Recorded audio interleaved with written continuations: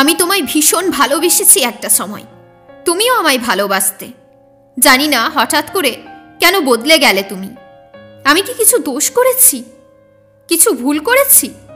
যদি করে থাকি তুমি আমায় স্পষ্ট বলে দিতে পারতে। এভাবে অবহেলা না করলে কি হতো বলো? এই অবহেলা আমায় তিলে তিলে শেষ করে ফেলছে। যখন ভালোবাসার মানুষটা অবহেলা করে সেটা সহ্য করা মুশকিল হয়ে ওঠে। কারণ ভালোবাসার পরিবর্তে আমরা একটু স্নেহ, একটু যত্ন এসবের আশা করে বসে থাকি। কিন্তু আমি তার পরিবর্তে শুধু অবহেলাই পেয়েছি। আর কেনই বা পাচ্ছি সেই কারণটুকুও আমার জানা নেই। একটা সময় গল্পের মতো ছিল আমাদের ভালোবাসাটা, কিন্তু আজ এটা সত্যিকারের গল্পের মতোই হয়ে যাচ্ছে, যার কোনো বাস্তবতা নেই। ভীষণ কষ্ট হয় আমার ভাবলেই, তিলে তিলে গড়া সম্পর্কটা এভাবে শেষ হয়ে যাবে।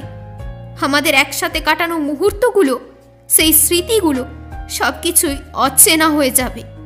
তবে জানো কি, প্রত্যেকটা জিনিসের একটা শেষ আছে, একটা সীমা আছে। তাই আজ আমি তোমায় বলতে চাই, যতদিন আমায় অবহেলা করতে চাইছো করে নাও প্রিয়। কারণ যেদিন আমি অবহেলা করব সেদিন আর সম্পর্ক বলে কিছুই থাকবে না, থাকবে শুধু আফসোস আর হতাশা।